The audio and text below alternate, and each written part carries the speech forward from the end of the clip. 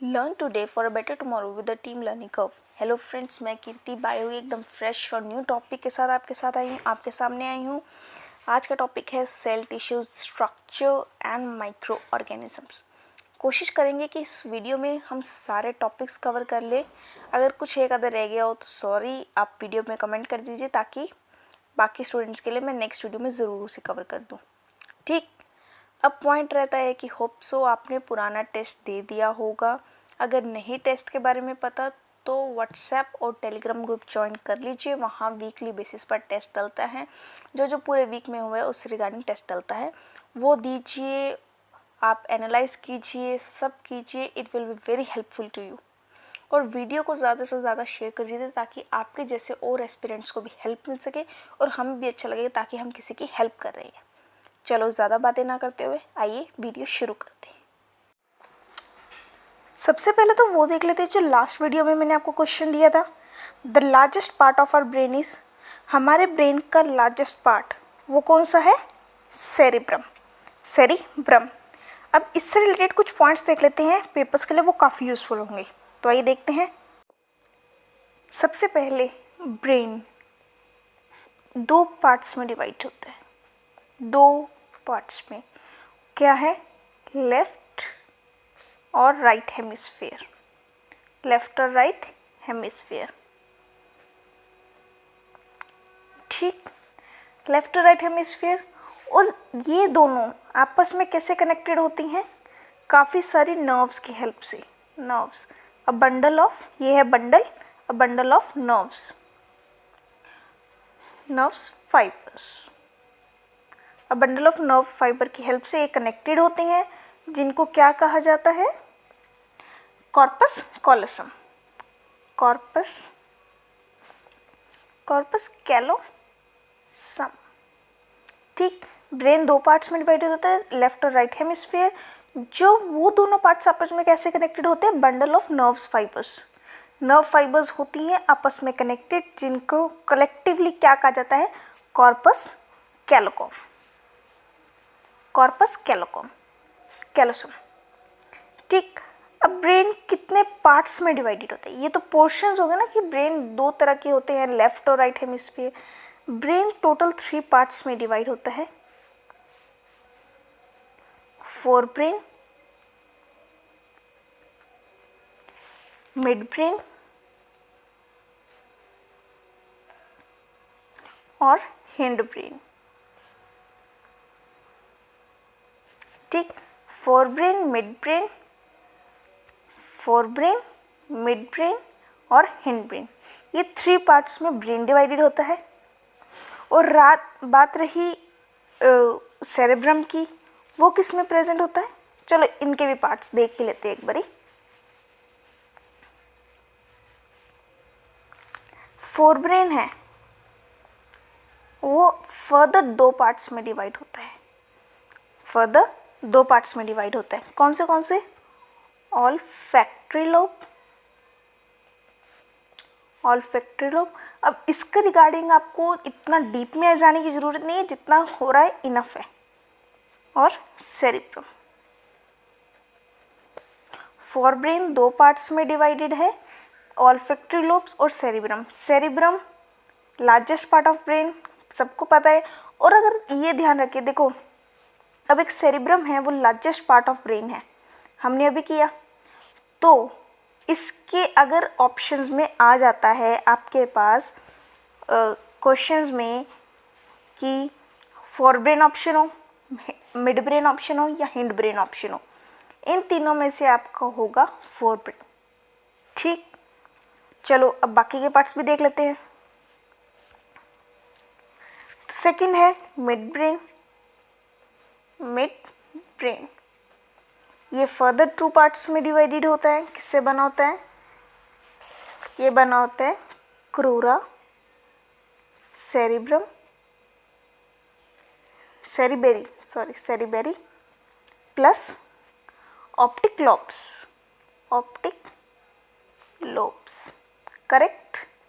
Fore brain किससे बना होता है? ऑल्फैक्टरी लोब और सेरिब्रम से। मिड ब्रेन बना होता है क्रूरा सेरिबेरी और ऑप्टिक लोब से। Third hindbrain, hindbrain. ये भी फर्दर दो पार्ट्स में डिवाइडेड होता है, cerebellum, cerebellum plus medulla oblongata, medulla oblongata. ठीक, ब्रेन से रिलेटेड सब क्लियर। ब्रेन कितने पार्ट्स में डिवाइडेड होते हैं? दो तरह के ब्रेन्स हो गए हमारे पास, राइट और लेफ्ट हेमिस्फीयर्स। अब लेफ्ट और राइट कैसे आपस में कनेक्टेड है? नर्व्स के हेल्प से, नर्व्स की हेल्प से कनेक्टेड है। उनको क्या कहते हैं हम? Corpus callosum, corpus callosum, callosum. ठीक, और ब्रेन कितने पार्ट्स में डिवाइडेड होता है? 3 पार्ट्स में, फोर मिड हिंड। ठीक, फोर मिड हिंड।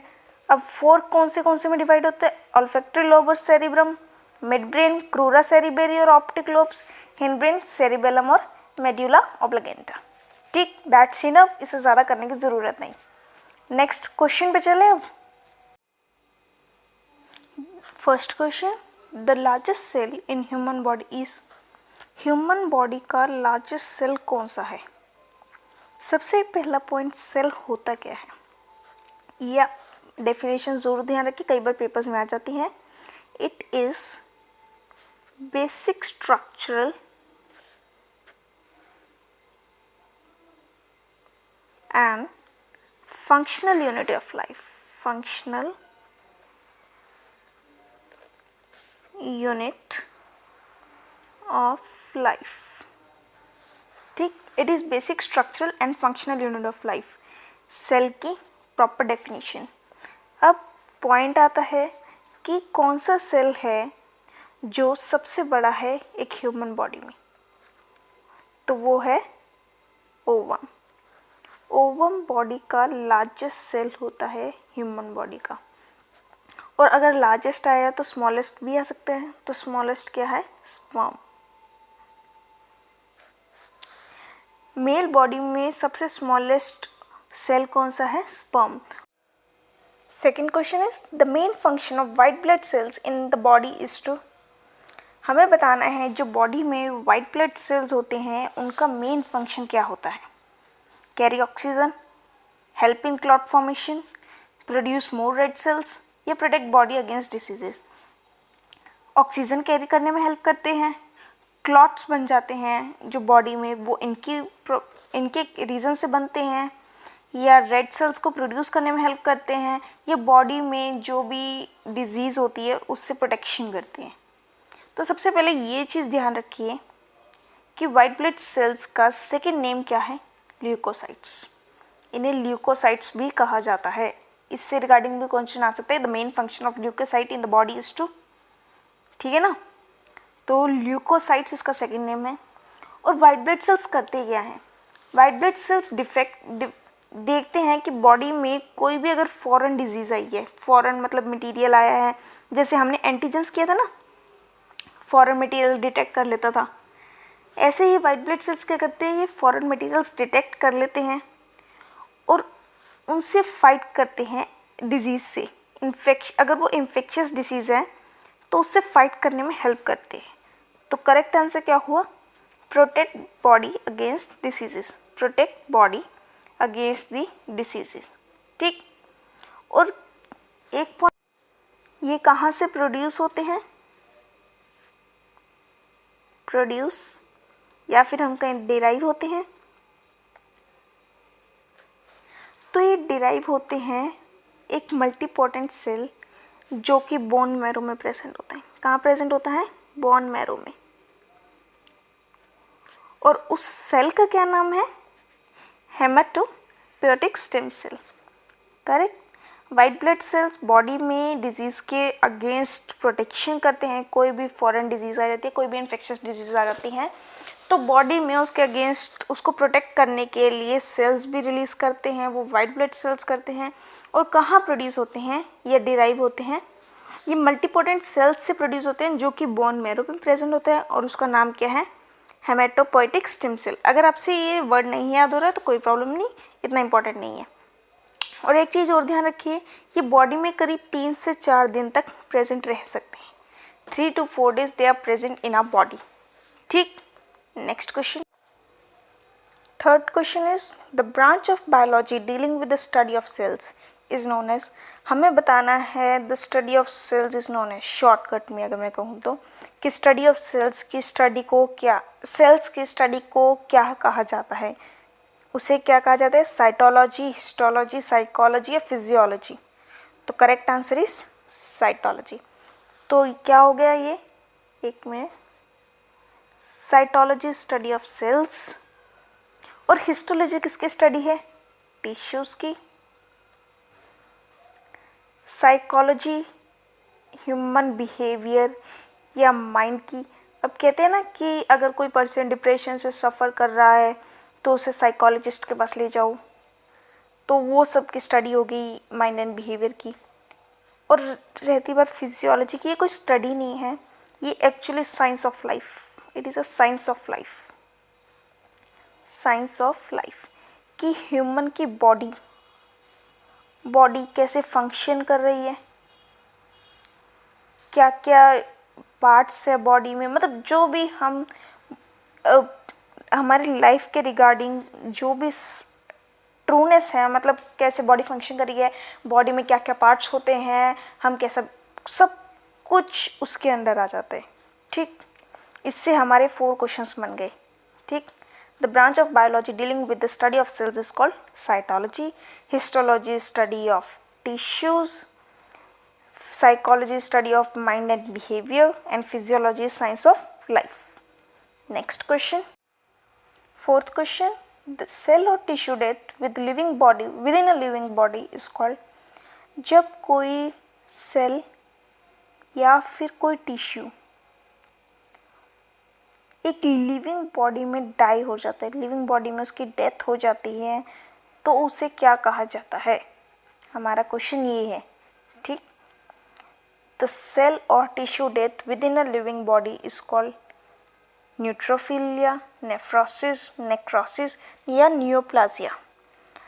अब मैं टाइम बीच में इसलिए देती हूँ, जिनको आंसर्स आता है वो कमेंट सेक्शन में साथ साथ लिखते जाइए, आपकी रिवीजन भी होगी। और नहीं आता तो कोई प्रॉब्लम, जैसे आंसर बता दिया तो आप साथ में लिख दीजिए, आपकी रिवीजन हो जाएगी। मैंने पिछली वीडियो में भी कहा था, अब भी कह रही हूँ, डू कमेंट, इंटरेक्ट कीजिए। या अगर आपने कमेंट आपको नहीं करना तो आप अपने नोट्स बना लीजिए, उसमें क्या प्रॉब्लम है, बट इंटरेक्ट ज़रूर कीजिए, तभी याद रहेगा ये सब कुछ। ठीक, क्वेश्चन क्या दोबारा देख लेते हैं। सेल और tissue death with in a living body is called. जब कोई सेल या टिश्यू किसी लिविंग बॉडी में, इंसान के जीते हुए सेल या टिश्यू की डेथ हो जाती है, तो उसे क्या कहा जाता है, तो उसे कहा जाता है नेक्रोसिस। नेक्रोसिस ये क्या होता है, ये तभी उसी कारण होता है जब टिश्यू को क्या चाहिए, एक ब्लड, टिश्यू को चाहिए ब्लड। अब टिश्यू पास ब्लड नहीं पहुंचेगा, ठीक, टिश्यू पास ब्लड नहीं पहुंचेगा तो ऑब्वियसली उसकी डेथ ऊपर से समझती है। हम बॉडी को क्या चाहिए, फूड या वाटर, बॉडी को फूड या वाटर चाहिए। अगर हमारी बॉडी को फूड या वाटर नहीं मिलेगा तो अल्टीमेटली कुछ टाइम बाद ऑब्वियसली लाइफ को प्रॉब्लम हो जाएगी, लाइफ डेंजर में जा सकती है, मतलब पर्सन की डेथ भी हो सकती है। Correct, same is the case with tissue. ऐसे ही टिश्यू के पास ब्लड की सप्लाई अवेलेबल नहीं है तो टिश्यू की भी क्या हो जाएगी, डेथ, टिश्यू की भी हो जाएगी डेथ। अब ये किस रीज़न से होता है, या तो बॉडी में कोई इंजरी हुई है, बॉडी में कोई इंजरी हुई है, या कोई डिजीज़, मतलब इन्फेक्शन हो गई है या डिजीज़ हो गई है, या कोई टॉक्सिक सब्सटेंस हमने इनहेल कर लिया है, तो उस कारण टिश्यू की डेथ होती है। और उस टिश्यू की डेथ होने को क्या कहा जाता है, necrosis. Necrosis. Fifth question, the chemical component that is invariably found in all viruses. हमें बताना है इनमें से कौन सा केमिकल कंपोनेंट है जो सभी वायरसेस में प्रेजेंट होता है। ठीक, सबसे पहला क्वेश्चन तो आप लोगों को खुद को ही पता चल जाना चाहिए, डीएनए की full form deoxy ribo nucleic acid, deoxy ribo nucleic acid. Correct. RNA की इस बार मैं नहीं बताऊंगी, पिछली वीडियो में मैंने बताई थी, इस बार आपको कमेंट्स में बताना है। ठीक, अब हम अपने क्वेश्चन पर आते हैं कि हमें बताना है कौन सा ऐसा केमिकल कंपोनेंट है जो सभी वायरसेस में मोस्टली प्रेजेंट होता है। पहले तो ध्यान रखिए वायरसेस, इसमें दो तरह के कंपोनेंट्स होते हैं, एक nucleic acid genome, nucleic acid genome. वो न्यूक्लिक एसिड जीनोम चाहे डीएनए हो सकता है चाहे आरएनए हो सकता है, इन दोनों में से एक होगा। ठीक, और second is called protein. Protein, जो ये प्रोटीन जीनोम है ना, प्रोटीन ये क्या करता है, ये जीनोम की कवरिंग करता है। ठीक, और इन दोनों को कलेक्टिवली क्या कहा जाता है, इन दोनों को कलेक्टिवली कहा जाता है न्यूक्लियोकैप्सिड। न्यूक्लियोकैप्सिड। ठीक, अब आपका क्वेश्चन आ गया, सबको आंसर पता चल गया होगा वीडियो में कि कौन सा वायरस मोस्टली सभी में प्रेजेंट होता है, कौन सा केमिकल कंपोनेंट जो सब में प्रेजेंट होता है वो कौन सा है, प्रोटीन्स। ठीक, clear. Next question, the connective tissue that connects a muscle to a bone is called. हमें ऐसा कनेक्टिव टिश्यू बताना है जब हम एक मसल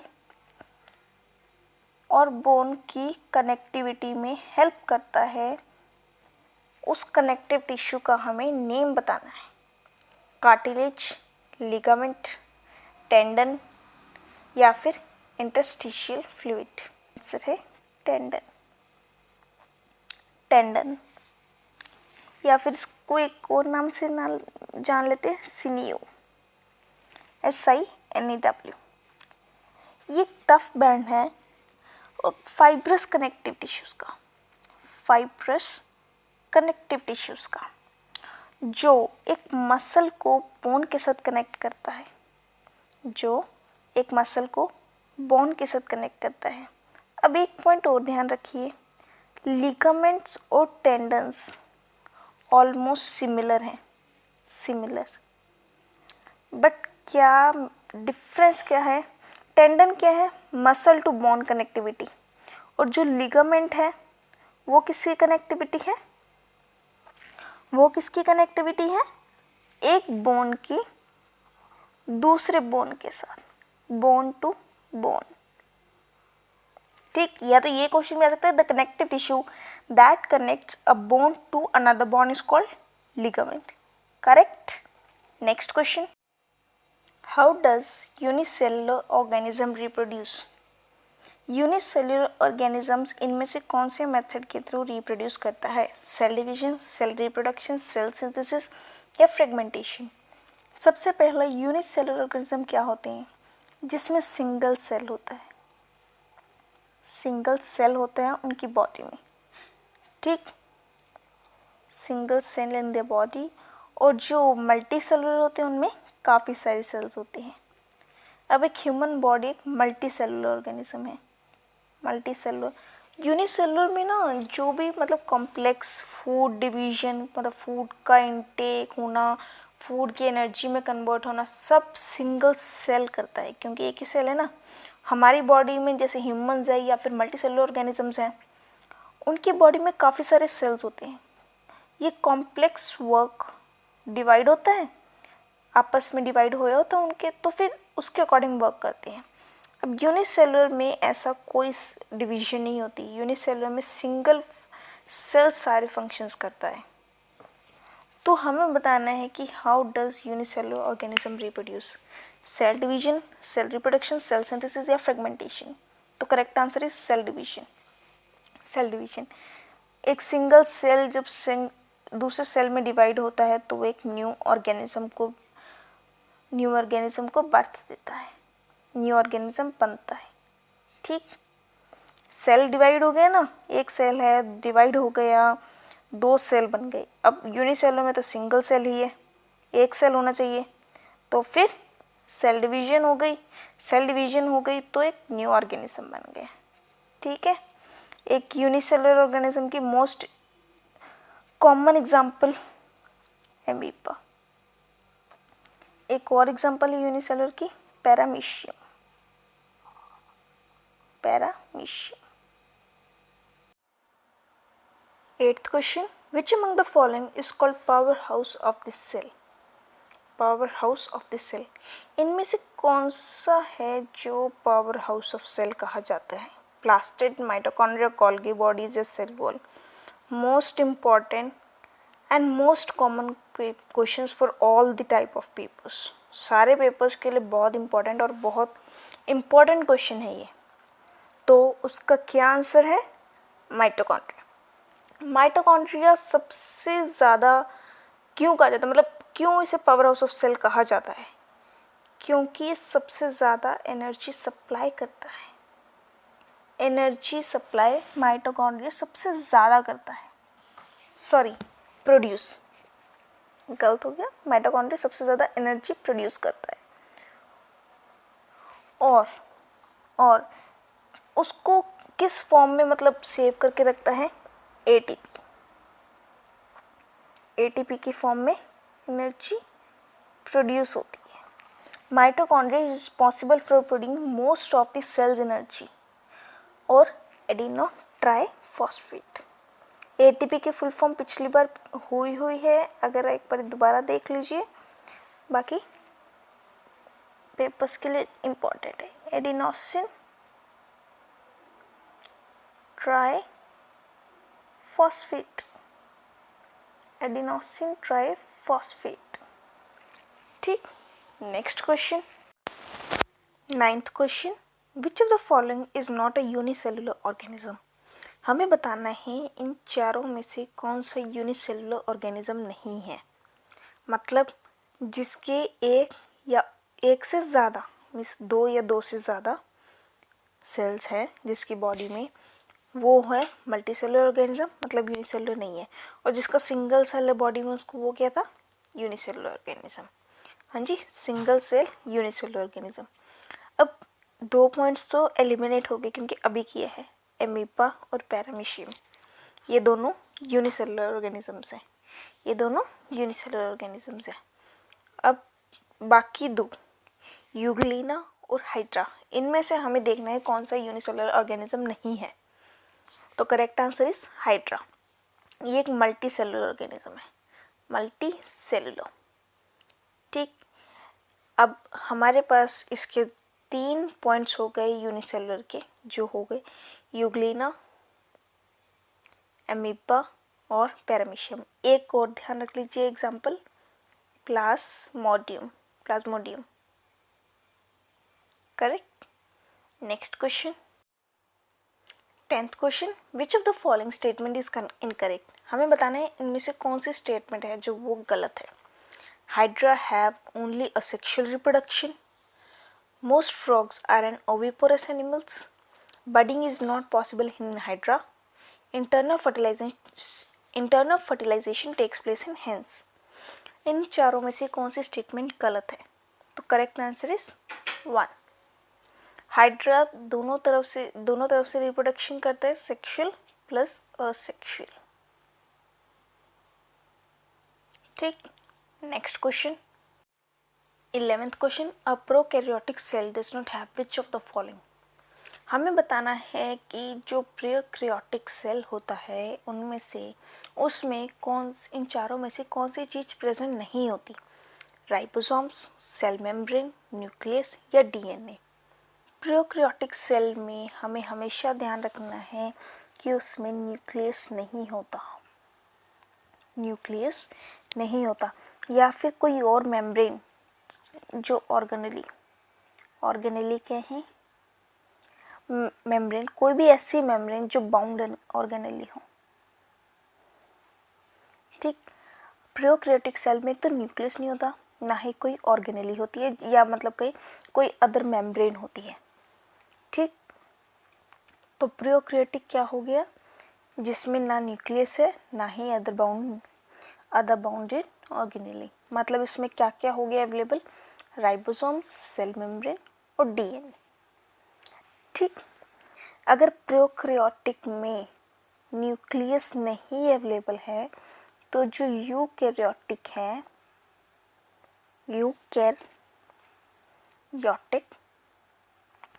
यूकैरियोटिक में ट्रू न्यूक्लियस है, मतलब न्यूक्लियस है, ट्रू न्यूक्लियस कह देते हैं हम, हैव अ ट्रू न्यूक्लियस, जिसमें क्या प्रेजेंट होता है, डीएनए, जिसमें डीएनए प्रेजेंट होता है। डीएनए की definition already done, deoxyribonucleic acid. ठीक, सब clear. 12th question, which of the following insect has its scientific name as Blattaria. हमें बताना है कि इनमें से कौन सा इंसेक्ट है जिसका साइंटिफिक नेम है ब्लेटेरिया। पहले एक ध्यान रखिए, साइंटिफिक वर्ड है ब्लेटेरिया, किस वर्ड से बना है, ब्लेटा। ब्लेटा लैटिन वर्ड है, ब्लेटा से बना है, जिसका मतलब क्या है, कॉकरोच। अब देखिए, इंसेक्ट साइंटिफिक नेम ऑफ ब्लेटेरिया आ गया, तो ये भी आ सकता है कि कॉकरोच का साइंटिफिक नेम क्या है। ठीक, क्वेश्चंस रिलेट हो गए। अब कॉकरोच का आ सकता है तो बाकी सबका भी आ सकता है ना जी, तो सबके भी देख लेते हैं। बीटल का कॉलियोपेटेरा, बीटल का कॉलियोपेटेरा, कॉकरोच का ब्लेटेरिया, मॉस्किटो का क्यूलिसिडल, मॉस्किटो का क्यूलिसिडल और बटरफ्लाई का रोफेलोसेरा, रोफेलोसेरा। करेक्ट। अगर आपसे नहीं हो रहे scientific name, no problem, rare आते हैं, लेकिन कभी कभार पूछ भी लेते हैं, ऐसा नहीं आएंगे नहीं, कभी कभार पूछ भी लेते हैं। अगर आपको लग रहा है कि आपसे नहीं याद होंगे तो छोड़ दीजिए, कोई प्रॉब्लम नहीं। Next question, 13th question, the name of the first mammal clone ship. First mammal clone ship का हमें नेम बताना है, क्या है, नूरी, डॉली, लुइस या दुर्गा। तो इसका आंसर है डॉली। और ये कब बॉर्न हुई है, 5 जुलाई 1996, 5 जुलाई 1996 को ये बॉर्न हुई। ठीक, next question, 14th question, the suicidal bags of the cell are called. हमें बताना है इनमें से कौन से सेल को सुसाइडल बैग ऑफ सेल्स कहा गया है, लाइसोसोम्स, राइबोसोम्स, डिक्टिसोम्स या फैगोसोम्स। तो correct answer is lysosomes. Lysosomes का यूज़ क्या है, it is used for what, ये डाइजेस्टिव एंजाइम्स है, बॉडी के डाइजेस्टिव एंजाइम्स जो फूड की ब्रेक में हेल्प करते हैं। डाइजेस्टिव समझ आ रहा है, breaking of food, breaking of food, breaking of food तक तो ठीक है। ये क्यों कहा गया इसे सुसाइडल बैग ऑफ सेल्स, अब बॉडी क्यों कहा गया ये भी देखते हैं।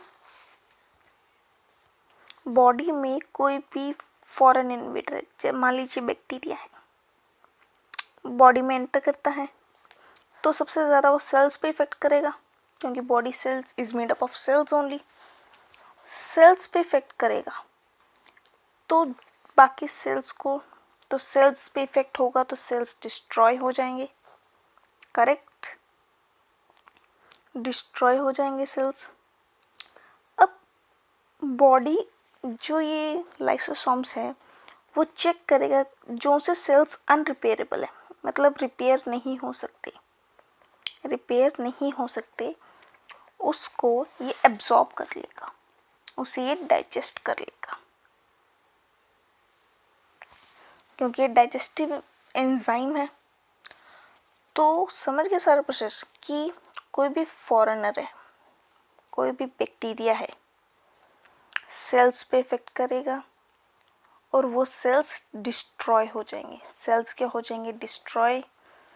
और अगर जो से सेल्स रिपेयर नहीं हो सकते, जो बॉडी में डेड हो चुकी हैं, ख़राब हो चुकी हैं, उनको ये जो लाइसोसोम्स हैं वो डाइजेस्ट कर लेंगे, तभी इन्हें सुसाइडल बैग्स ऑफ सेल कहा गया है।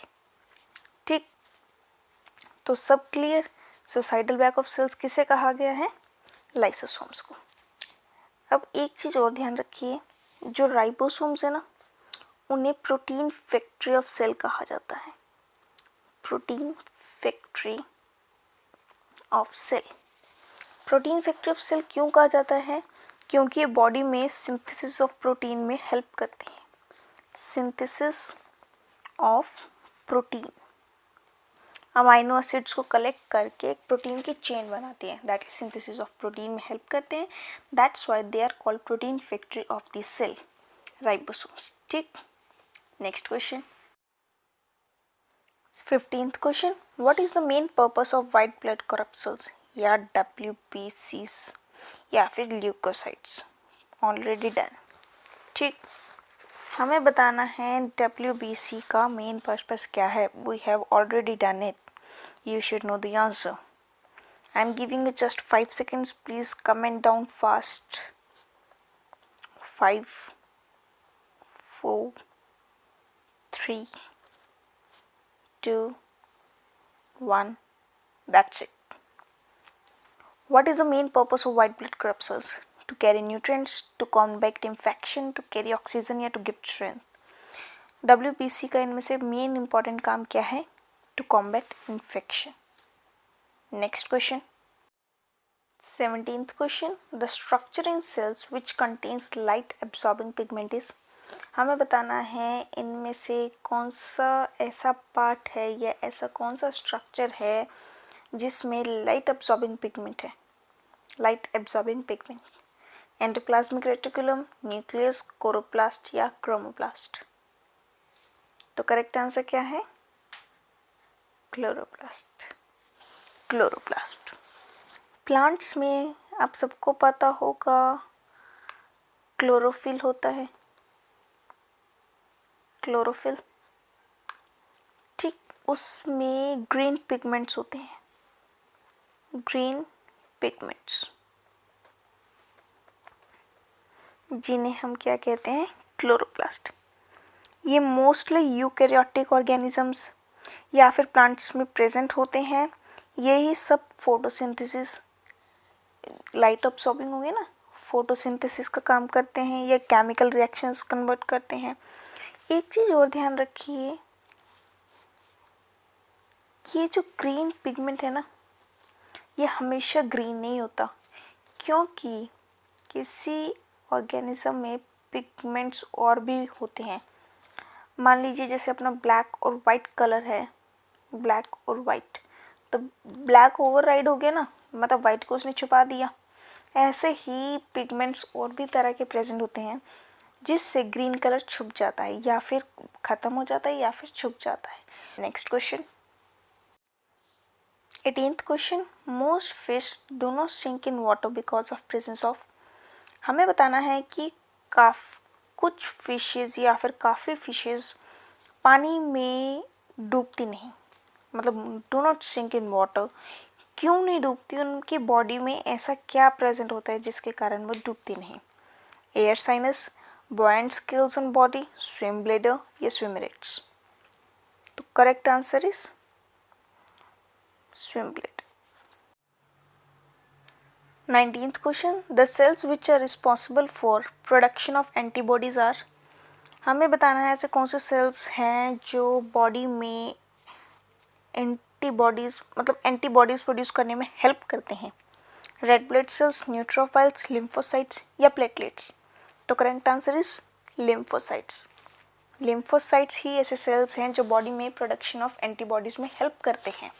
अब point is what are antibodies? Antibodies है क्या? अगर नॉर्मली कहीं जो पेपर्स में आ सकता है तो ये वाई शेप्ड प्रोटीन है, वाई शेप्ड प्रोटीन। ठीक, जो कौन एमिट करता है या कौन प्रोड्यूस करता है? वो करते हैं बी सेल्स, ताकि बॉडी में कोई भी बैक्टीरिया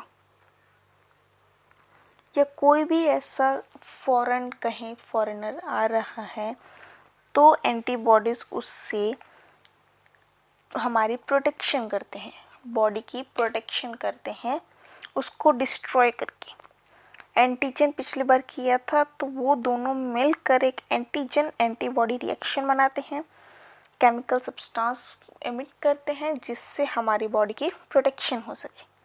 ठीक, next question 20th question the smallest size of a cell that can be seen with naked eyes is हमें बताना है इन चारों में से कौन सा स्मॉलेस्ट साइज है सेल का जो हम अपने बिना माइक्रोस्कोप के बिना किसी भी ऑब्जेक्ट का यूज़ किए हम देख सकते हैं 1 माइक्रोन 10 माइक्रोन 100 माइक्रोन या 1000 माइक्रोन।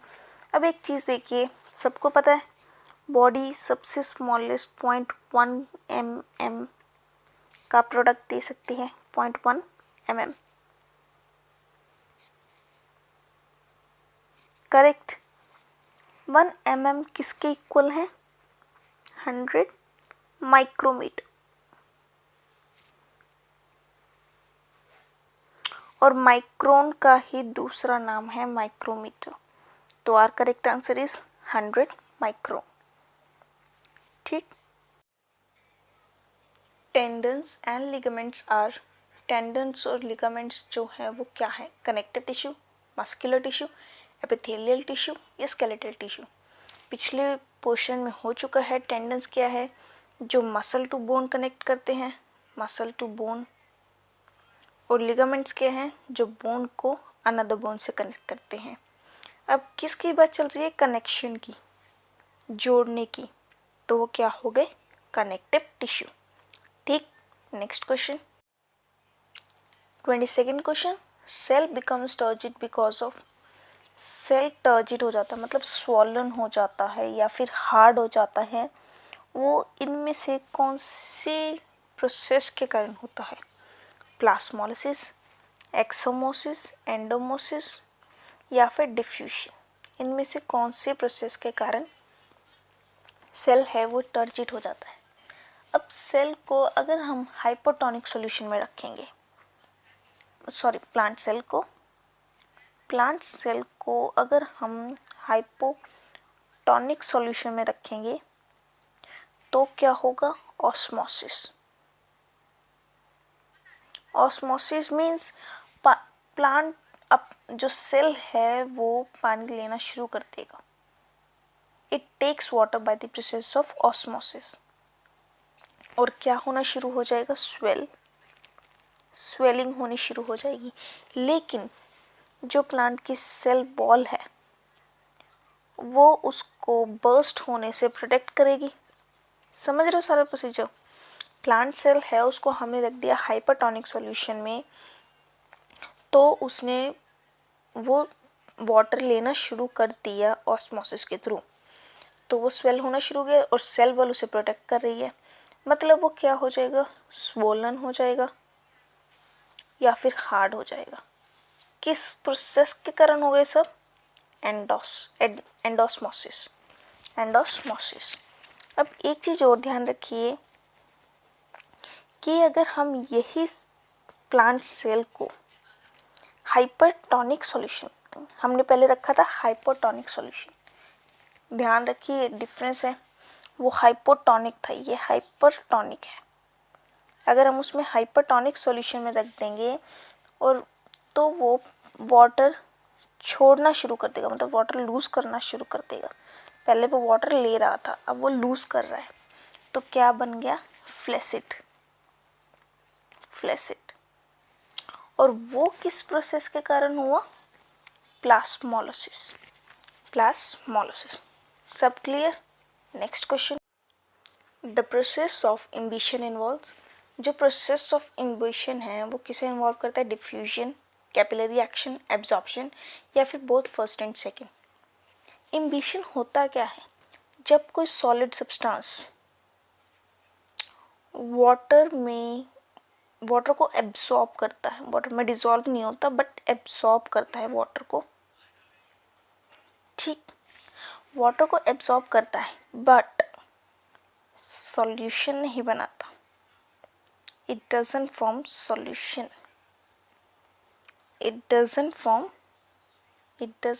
सॉल्यूशन, तो उस प्रोसेस को क्या कहते हैं? इम्बिशन। अब आप खुद देखिए इस प्रोसेस में हुआ क्या? वाटर की एब्जॉर्प्शन हुई और कुछ हुआ ना, पानी निकला ना कोई कैपिलरी एक्शन हुआ। तो hence the process of imbibition involves only absorption. Next question. A cell increases in volume when placed in. Cell अपना वॉल्यूम तब इंक्रीज करता है जब कहाँ प्लेस होता है. अभी किया है हमने हाइपोटोनिक सॉल्यूशन, एंडोस्मोसिस होती है and all something something and. ठीक है, सब रिकॉल कर लीजिए, सब याद कर लीजिए. नेक्स्ट क्वेश्चन, आज के वीडियो का last question. The only living tissue in plant xylem is. Only living tissue, सिर्फ एक लिविंग टिश्यू है प्लांट साइलम में, वो कौन सा है? It is xylem. It acts as a storage house of starch. ये जो साइलम पेरेंचाइमा है ना, ये स्टार्च बॉडी में, प्लांट में स्टार्च का स्टोरेज हाउस की तरह एक्ट करता है. Storage house, that's enough. इतना करना बहुत है, इससे ज़्यादा इससे रिक्वायरमेंट नहीं है. होप सो आपको वीडियो अच्छी लगी होगी. वीडियो अच्छी लगी हो तो लाइक शेयर सब्सक्राइब कर देना और ज़्यादा से ज़्यादा वीडियो को शेयर कर दीजिए ताकि आपके फ्रेंड्स को भी हेल्प मिल सके. Thank you.